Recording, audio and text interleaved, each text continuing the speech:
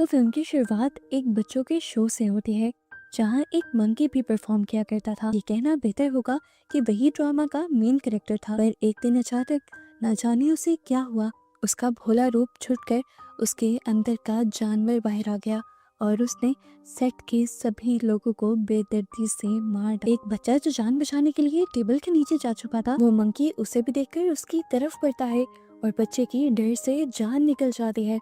पर बच्चे को देखकर उसका भोला रूप दोबारा उसके ऊपर हावी हो जाता है और वो बच्चे को हाय कहकर वहां से चला जाता है। उस दिन के बाद से वो शो खत्म हो जाता है और इस वाकये को सालों गुजर जाते हैं और अब हम एक कंट्री साइड पर एक बूढ़े आदमी को घोड़ों को फिल्म सेट की शूटिंग के लिए ट्रेन करते हुए देखते हैं। अचानक आसमान से अजीबोगरीब चीजों की बारिश होने लगती है और वहां से एक सिक्का भी गिरता है। जो सिक्का उस बूढ़े आदमी के सर के अंदर खुब जाता है और उसके दिमाग को चीर देता है, जिसकी वजह से उनकी मौके पर ही मौत हो जाती है। उनका बेटा जो इस टाइम उनके पास खड़ा था, एकदम से वो परेशान हो जाता है कि आखिर उसके डैड को हो क्या क्या था। डॉक्टर्स उसे तसल्ली देते हैं और कहते हैं जो होना था वो हो गया है। हो सकता है ऊपर से कोई जहाज गुजर रहा हो और उसी से वो सिक्का गिरा हो। ये लड़का भी इस थ्योरी को मान जाता है क्योंकि सच में उसे ऊपर से उस दिन कुछ तो गुजरने की आवाज आई थी। अब 6 महीने गुजर जाते हैं। जो काम अब ओजे के डैड किया करते थे वो अब ओजे को खुद करना था। वो घोड़ों को ट्रेन करता है और एक दिन उन्हें फिल्म प्रोडक्शन का एक कॉन्ट्रैक्ट भी मिल जाता है जहाँ पर वो अपने लकी नाम के घोड़े को लेकर आता है। फिल्म सेट पर ओजे की बहन अपना और अपनी फैमिली का इंट्रोडक्शन देती है और बताती है कि हॉलीवुड में पहली मोशन पिक्चर पर जो आदमी राइड कर रहा था वो उसके ग्रैंडपा थे और उसके बाद से आज तक जितने भी हॉर्सेस इस्तेमाल हुए हैं फिल्म प्रोडक्शंस के अंदर वो सारे उसी की फैमिली ट्रेन करती है। फिर अब जब शूटिंग का टाइम स्टार्ट होता है तो ओजे का घोड़ा जिसका नाम लकी है वो लाइट की रिफ्लेक्शंस को देखकर बहुत ज्यादा घबरा जाता है और कंट्रोल से बाहर चला जाता है। यहाँ पर जितने भी को एक्टर्स होते हैं घोड़े को इस तरह मचरा हुआ देखकर वो डर जाते हैं और इस घोड़े के साथ काम करने से मना कर देते हैं और इस तरह ओजे को जो जिंदगी में पहला प्रोजेक्ट मिला था वो भी उसके हाथ से निकल जाता है और वो बहुत ज्यादा उदास हो जाता है इस बात को लेकर कि वो अब अपना फैमिली बिजनेस नहीं संभाल सकता। वो अपने घोड़ों को इस तरह से ट्रेन नहीं कर सकता जिस तरह से उसके ग्रैंडपा और उसके बाबा किया करते थे और अब वो एक फैसला करता है कि वो इस लकी घोड़े को बेच देगा। इसीलिए वो उसे लेकर थीम पार्क के अंदर चला जाता है और वहाँ उसकी मुलाकात होती है रिकी से। पता चलता है कि रिकी वही बच्चा था जो सालों पहले उस मंकी शो में मंकी के हाथों बच गया था। रिकी अपने आने वाले हर इंसान को उस दिन की स्टोरी बहुत ही मजे से सुनाता है और वो ये भी बताता है कि किस तरह फैमिली में अकेला रह जाने के बावजूद भी उसने अपने आप को बहुत स्ट्रॉन्ग रखा और आज वो इस स्टेज पे है कि उसका अपना थीम पार्क है। वो ओजे से कहता है मैं तुम्हारा एक घोड़ा तो क्या तुम्हारा पूरा अस्तबल खरीद सकता हूँ। पर ओजे को अपना पूरा अस्तबल नहीं बेचना था इसीलिए वो वहाँ से बाहर निकल आता है। लेकिन ओजे की बहन चाहती थी कि उनकी ये डील हो जाए। ये लोग अब रात में अपने घर में ही होते हैं कि अचानक इनके घर की लाइट्स फ्लिकर करने लग जाती हैं। बाहर से इन्हें अजीब भयानक सी आवाज सुनाई देती है और ओजे का एक घोड़ा अपनी रस्सियां तुड़वा कर उनके अस्तबल से भाग जाता है। ओजे जल्दी से अपनी गाड़ी में बैठकर अपने घोड़े का पीछा करता है तो उसे आसमान में एक अजीब सी चीज दिखाई देती है। ये एक एलियन शिप लग रहा था। इसे देखकर ओजे बहुत ज्यादा हैरान हो जाता है। उसके देखते ही देखते वो एलियन शिप गायब हो जाती है और ओजे नोटिस करता है कि उस एलियन शिप के यहाँ से जाते ही उसके घर की लाइट्स भी दोबारा से ठीक हो गई थी और इस बात से तो उसे 100% कंफर्म हो गया कि वो एलियन शिप ही थी जिसके उनके घर के करीब आते ही उनके घर से सारे इलेक्ट्रिकल कनेक्शंस और सिग्नल्स खत्म हो गए थे। वो ये बात जाकर अब जल्दी से अपनी बहन को बताता है कि किस तरह उसने आसमान में एक एलियन शिप देखी है। उसकी बहन भी एक्साइटेड हो जाती है और बताती है कि अगर किसी तरह हमने उस एलियन शिप की तस्वीर खींच ली और मीडिया को दे दी तो हम माला माल हो सकते हैं। ये लोग अब उस एलियन शिप को अपने कैमरास में कैप्चर करने का एक प्लान बनाते हैं। हर वक्त तो वो उस पर नजर रखने के लिए खड़े हो नहीं सकते थे तो ये प्लान करते हैं कि कल को ही अपने घर पर सीसीटीवी इंस्टॉल करवा लेंगे। इस टाइम सीसीटीवी इंस्टॉल करने के लिए उनके घर पर एक टेक्नीशियन भी आया था और उस टेक्नीशियन को ये जानकर बहुत अजीब लगता है कि वो ये सारे सीसीटीवी कैमरास अपने घर के अंदर इंस्टॉल करवाने के बजाय इनको आसमान की तरफ करके इंस्टॉल करवा रहे थे। वो भी समझ आता है कि इनको आसमान में कुछ ऐसा दिखा है जो नॉर्मल नहीं है। क्यूरियोसिटी में वो इस सारे कैमरास की एक्सेस अपने पास भी रख लेता है ताकि वो अपने ऑफिस से भी इन कैमरास के ऊपर नजर रख सके। अब रात होते ही दोबारा ओजे और उसकी बहन उस एलियन शिप के आने का इंतजार करने लग जाते हैं। वो एलियन शिप इनके घर के पास आता तो है लेकिन उन सीसीटीवीज में रिकॉर्ड नहीं हो पाता, क्योंकि जब जब एलियन शिप इनके घर के पास आता है उसके घर की और घर के आसपास की सारी बिजली से चलने वाली चीजें बंद हो जाया करती हैं। ये बात अब ओजे और उसकी बहन को भी समझ आ गई थी और ये भी समझ आ गई थी कि अगर उन्हें उस एलियन शिप को रिकॉर्ड करना है तो इन्हें कोई और रास्ता ढूंढना पड़ेगा। दूसरी तरफ हमें दिखाया जाता है कि वो टेक्नीशियन भी अपने घर से इन सारी चीज़ों के ऊपर नज़र रख रहा था और वो नोट करता है कि अगर फुटेज को फास्ट फॉरवर्ड किया जाए तो देखने को मिलता है कि वहाँ पर सारे बादल मूव कर रहे हैं सिवाय एक बादल के, और ज़रूर उस बादल के पीछे कुछ होगा। यही बताने के लिए अब वो ओजे के घर आ जाता है। यहाँ ओजे और ओजे की बहन उसे बता देती है कि वो एक एलियन शिप है और क्या हम इस एलियन शिप की सच्चाई इस बादल की तस्वीर खींचकर लोगों को नहीं बता सकते। वो टेक्नीशियन कहता है नहीं, कोई हमारी बात पर यकीन नहीं करेगा, हमें जरूर कोई दूसरा रास्ता ढूंढना होगा। दूसरी तरफ हमें दोबारा रिक्की को दिखाया जाता है जो अपने थीम पार्क में अपना शो परफॉर्म कर रहा था। वो अपने शो में बड़ी बड़ी चीजों को एक ही मिनट में गायब कर दिया करता था और आज वो गायब करने वाला था उस घोड़े को जो उसने ओजे से खरीदा था। बहुत सारे लोग उसके इस शो को देखने आए हुए थे। अचानक यहाँ पर एक भयानक तूफान आता है और रिकी खुश हो जाता है, ऐसा जाहिर करता है कि उसकी ट्रिक काम करने लगी है। जबकि ऊपर हम देखते हैं यहाँ पर वही बादल था जो काफी टाइम से हिला नहीं था और वही रिकी के पार्क के ऊपर आया था। एकदम से वो तूफान बढ़ता है और यहाँ इस घोड़े के साथ साथ रिकी को भी निकल जाता है।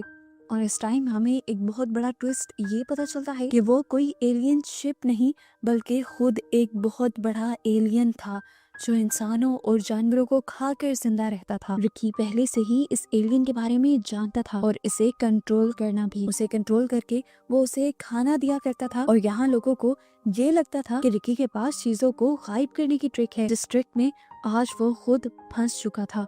एलियन आज आउट ऑफ कंट्रोल होने की वजह से रिकी को भी निकल जाता है और सभी यहाँ बहुत ज्यादा डर जाते हैं। सभी लोग यहाँ से अपनी जान बचाकर भाग जाते हैं और शाम होने तक इस थीम पार्क में कोई भी नहीं रहता। शाम होने पर जब ओजे इस थीम पार्क में आता है तो हम देखते हैं कि वो एलियन पहले से ही जैसे किसी के आने के इंतजार में हो। उसे देखते ही वो उसकी तरफ पहुंचाता है और उससे बचने के लिए ओजे वहाँ एक कैबिन के नीचे छुप जाता है और उसका सर किसी ठोस चीज से टकरा कर वो बेहोश हो जाता है। एलियन को तो वो नहीं मिला था, इसलिए एलियन यहाँ से चला गया था। शाम होने पर ओजे को जब होश आया तो फौरन अपनी जान बचाते हुए उसने यहाँ से भागने की और रास्ते में उसने अपनी बहन को भी फोन कर बता दिया कि जिस चीज को हम एलियन शिप समझ रहे थे वो खुद एक एलियन है जो इंसानों और जानवरों को खाता है। ओजे बताता है कि मैंने खुद उसे थीम पार्क के अंदर देखा है, थीम पार्क में उसने सबको खा लिया था और वो मेरे भी पीछे पड़ा हुआ है। मैं अब घर वापस आ रहा हूँ। उसने अब कॉल बंद की थी कि यहाँ पर ओजे की बहन को भी एक भयानक तूफान की आवाज सुनाई देने लगी। इस टाइम इनके घर के ऊपर भी वही एलियन था जो ओजे की बहन को भी खा सकता था, लेकिन ओजे की बहन को खाने के बजाय वो इस घर के ऊपर बहुत सारी चीजें फेंकने लग जाता है। वो सारा सामान फेंकने लग जाता है उन इंसानों का जिन इंसानों को उसने खाया था और उनका खून भी वो इसी घर के ऊपर फेंक देता है, जिससे एक ही मिनट में ये घर खून में नहाया जाता है। यहाँ पर एक और चीज उस एलियन के बारे में ये पता चलती है कि वो एलियन इंसानों का मांस और हड्डियां ही खा सकता था, खून और बाकी चीजें वो हमेशा नीचे फेंक दिया करता था। और इन्हीं चीजों की बारिश की वजह से पहले ओजे के डैड भी मारे गए थे। अब ये सारी बात जाकर ये दोनों उस टेक्नीशियन को बताते हैं। ये चाहते हैं कि किसी तरह ये लोग उस एलियन को कैप्चर करें, उसकी वीडियो बनाएं और फिर सारे इंसानों को उसकी सच्चाई बताएं, लेकिन ऐसा करना आसान नहीं था। जब जब भी वो एलियन जमीन के करीब आता था इर्द गिर्द की सारी इलेक्ट्रॉनिक चीजें बंद हो जाती थी। कैमरा भी तो एक इलेक्ट्रिकल डिवाइस ही थी, तो ये लोग उसे कैसे कैप्चर कर सकते थे। वो टेक्नीशियन अब उन्हें एक ऐसे आदमी के पास लेकर जाता है जो वाइल्ड लाइफ फोटोग्राफर है और उसके पास एक ऐसा कैमरा है जो किसी बैटरी से नहीं चलता बल्कि हाथ के घुमाने से चलता है। ये लोग उससे कुछ देर के लिए वो कैमरा लेना चाहते थे, पर वो आदमी इनसे कैमरा लेने की वजह पूछता है और ये लोग सच सच सब कुछ बता देते हैं, लेकिन इस आदमी को उनकी इस एलियन वाली कहानी पर यकीन नहीं होता और वो उन्हें डरा धमका कर यहाँ से भेज देता है। रात में जब वो न्यूज देखने के लिए बैठता है तो उसे न्यूज में एक बहुत ही अजीब खबर पता चलती है कि उनके इस इलाके में एक ऐसे जानवर को देखा गया है जो अपने साथ के दूसरे जानवरों को मारकर और इंसानों को भी मारकर खा जाता है, लेकिन अभी तक उस जानवर को देखा नहीं जा सका। इस न्यूज़ का सुनना था कि उस आदमी को सारी कहानी समझ आने लगी और उसे ओजे और उसकी टीम की बातों पर भी यकीन आने लगा और अब उसने खुद ही उस कैमरा को ओजे की टीम के पास ले जाने का फैसला किया। ये लोग अब ओजे के घर के पास उस कैमरा को सेट कर देते हैं क्योंकि जानते हैं कि वो एलियन यहीं ओजे के घर के आसपास रहता है। साथ ही वो यहाँ पर बहुत सारी इलेक्ट्रिकल डिवाइसेस भी लगाते हैं ताकि जैसे ही ये डिवाइसेस बंद हो तो इन्हें पता चल जाए कि एलियन इनके घर के पास है। सारा सेटअप लगाने के बाद ये लोग उस एलियन के आने का इंतजार करने लग जाते हैं और इसी दौरान ओजे की बहन नोटिस करती है कि इधर कोई आदमी भी आ रहा था और वो थीम पार्क की तरफ ही जा रहा था। थीम पार्क में तो खतरा बहुत ज्यादा था। थीम पार्क में कोई भी इंसान जाता था तो एलियन उसे खा जाया करता था। ओजे की बहन उस आदमी को जाकर ये बात बताना चाहती थी। वो उसे रोकती भी है। वो उससे पूछती है कि तुम कौन हो और यहाँ क्या करने आए हो। वो आदमी बताता है कि मैं एक न्यूज रिपोर्टर हूँ और यहाँ से लोगों के गायब होने की न्यूज को कवर करने के लिए आया हूँ। ओजे की बहन उसे समझाते भी है कि आगे पार्क की तरफ मत जाओ, वहाँ खतरा है। पर यह आदमी उस लड़की की एक नहीं सुनता और अपना बाइक लिए आगे बढ़ जाता है। पर कुछ ही दूर जाने पर उसका बाइक बंद हो जाता है और वो बाइक से गिर जाता है बुरी तरह। बाइक बंद होने की वजह भी यही थी कि यहाँ आसपास एलियन था। ओजे जो दूर से उसे बाइक से गिरता देख चुका था, वो जान गया कि अब उसकी जान खतरे में है और एलियन किसी भी वक्त उसे निगल लेगा। ओजे अपने घोड़े पर बैठे हुए उस आदमी को बचाने के लिए निकलता तो है, पर अब तक बहुत देर हो चुकी थी। उस एलियन ने उस आदमी को निगल लिया था। जबकि दूर हमें दिखाया जाता है कि उस वाइल्ड लाइफ फोटोग्राफर ने भी मौके का फायदा उठाते हुए वो सब कुछ अपने हाथों से रिकॉर्ड कर लिया था अपने कैमरे के अंदर। जितनी फुटेज उसे मिली थी ये काफी थी, लेकिन वो इस सब को और अच्छे से रिकॉर्ड करना चाहता था, इसीलिए वो उस एलियन के नीचे भी चला जाता है। बेवकूफ ये नहीं जानता कि उस एलियन की सक करने की, अपनी तरफ खींचने की पावर बहुत ज्यादा थी। वो इस फोटोग्राफर को भी अपने अंदर सक कर लेता है। इसके बाद उस फोटोग्राफर की भी मौत हो जाती है और बच जाते हैं ये तीनों। ये एलियन इन तीनों को भी खाना चाहता था। इनकी तरफ बढ़ने के लिए वो अपना रूप बदल लेता है और अपने आप को एक बहुत बड़े से पैराशूट की शक्ल में ले आता है और तेजी से ओजे की बहन की तरफ बढ़ता है। पर ओजे की बहन उसे चकमा देते हुए भागती रहती है। ओजे की बहन इस टाइम एलियन से काफी दूर आ चुकी थी और उसे उस न्यूज रिपोर्टर का बाइक भी मिल गया था। वो इस बाइक के ऊपर बैठकर इस बाइक को स्टार्ट करने की कोशिश करती है तो किस्मत से बाइक स्टार्ट भी हो जाता है क्योंकि वो एलियन इस बाइक से काफी दूर था।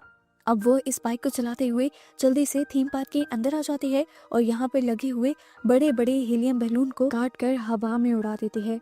उस एलियन को लगता है कि वो बैलून्स इंसान हैं, इसीलिए वो उड़कर उन बैलून्स के ऊपर जाकर उन्हें इंसान समझते हुए निकल जाता है।